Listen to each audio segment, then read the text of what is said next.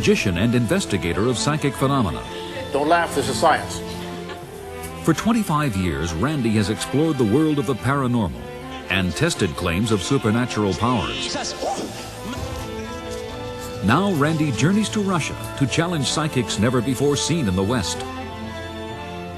After decades of research, can we finally discover the secrets of the psychics?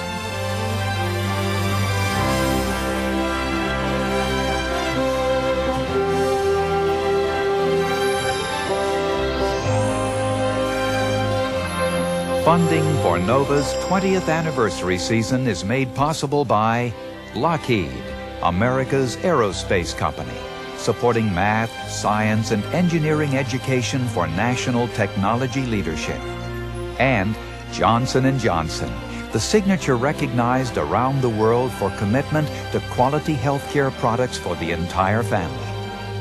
Major funding for NOVA is provided by the Corporation for Public Broadcasting and by annual financial support from viewers like you.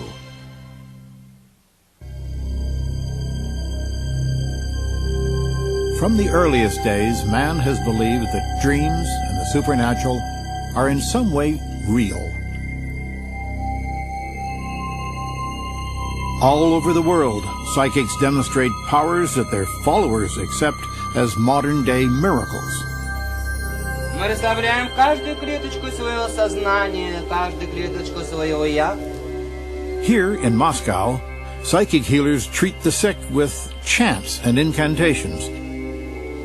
А вдох наш еще медленнее, медленнее.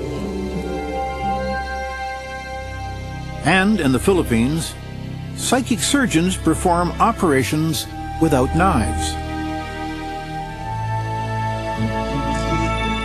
A metal spoon turns liquid in the hands of a psychic performer in Britain. Yes, it's happening. It's happening. Nearly everywhere, fortune tellers find the future in cards, crystal balls, and palms. Only up to a point. 3 out of 4 Americans say they've had a psychic experience. Today, you can even find a psychic at the mall. Purveyors of the supernatural have created a multi-million-dollar industry. But are psychic phenomena what they appear to be? My name is James Randi, the amazing Randi. I'm a magician. Okay, I have here a pen. For the past 25 years, I've been investigating the claims of psychics. A psychokinetic demonstration of a supernatural nature. Watch this. Psychics often say that an object can be moved using only the power of the mind. And it moves in a miracle fashion like that. Isn't that amazing? Stop.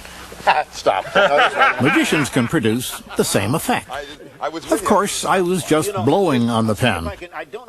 But a little suggestion and a little distraction go a long way. As a magician, there's nothing I like more than a well-executed illusion. Just look at what my friend Jamie Ian Swiss can do. But there are those who use magic tricks for more than entertainment. They convince people that what they do is real, that they have special powers. Magical thinking, is a slippery slope. Sometimes it's harmless enough, but other times it's quite dangerous. Personally, I'm opposed to that kind of fakery, so I have no reservations at all about exposing these people and their illusions for what they really are.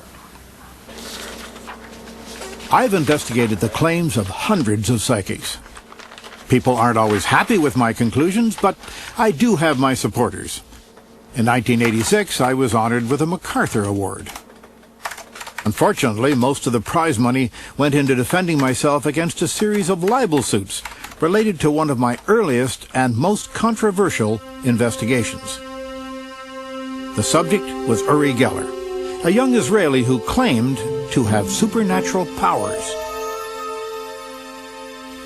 His remarkable affinity for metal and his psychic abilities are well documented all over the world. In the early 1970s, Geller became a superstar, the most famous psychic in the world. Okay, just a second, look at me. Visualize everything that you drew once more. He claimed to read people's minds. I'm gonna show what I got, and if I'm wrong, then I'm wrong, but it really came very strong in. It could be two mountains with a round thing on, or two people. Can I show? Yeah, I'd like to. Am I wrong? You're right. I'm right. Good. That's what I got. Oh, that's... He claimed to bend keys with his mind. I know you're going to think this is a setup, friends, and old Tom has never conned you on anything. This guy is bending this key by rubbing it. It was bent at about a 1 degree angle when you started out, and it's coming up on 45 degrees now and still moving. Are you thinking bend? Is that what you're doing? Yes, I'm saying bend. You're saying bend? Yes. Hard, soft? No, I'm saying bend, bend, bend, and sometimes I say bend, baby. But Geller was best known for his way with spoons. Hold the tip of the spoon very, very gently. Okay. What I'm doing is I'm trying to melt the metal down. Yes, you see, I feel it. It's yes, going. It's getting I feel loose. it, yeah. And there's no force at all in my hands. Yes, look what's like happening. this. There's no force at all. Look, the whole, you see it's becoming the whole like thing's plastic. ready to fall off. It's, and touch it here where I'm stroking it. There is absolutely no... That is eerie. I have a wisdom tooth. If you can see, the metal is beginning to crack here. It's breaking. Yeah, you see And what's... he's just Look, doing it's becoming, it's like Look, putty finish it. wax. You see? Look. And keep stroking look at it this. here. Look, you see the crack? No, don't. You see the crack is becoming bigger. Yep. I melt the metal down, so Ow. I want it to bend. I just say bend. Yeah, you melted it. You see? Now wait a minute. Keep stroking your keys more. And people at home, want your watches to start working, or if there is a radio that is broken, want it to start working. Television broken, just wanted all those broken things. Now, What Geller was saying, effectively, was that wanting things could make them so. I felt that claim had to be challenged. The media, even some scientists, were taking the Geller phenomena seriously. So I decided to show, for starters, that I could at least duplicate these effects using trickery. Now, a key can be displayed in such a way that it looks like it's bending. For example, just by stroking it, you'd swear that it's bending right up before your eyes. Magicians call this process ratcheting. But to do this, the key has to be bent in advance.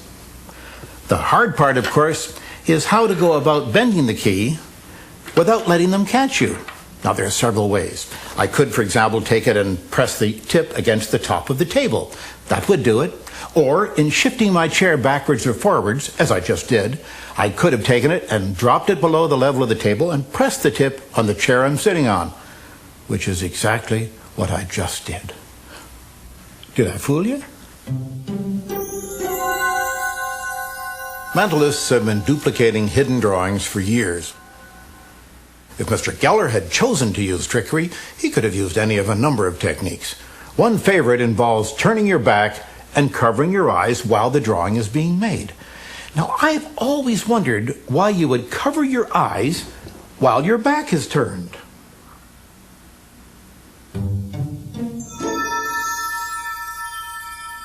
But melting metal is something else again.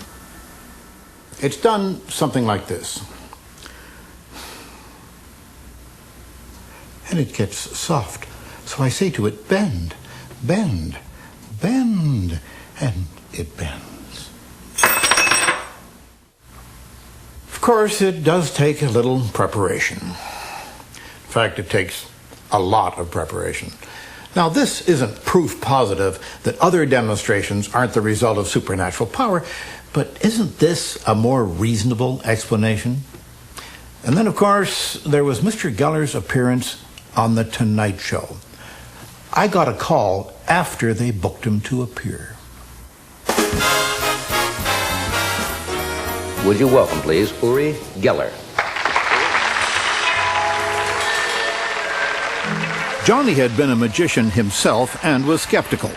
I was asked to help prevent any trickery. Nice to see you.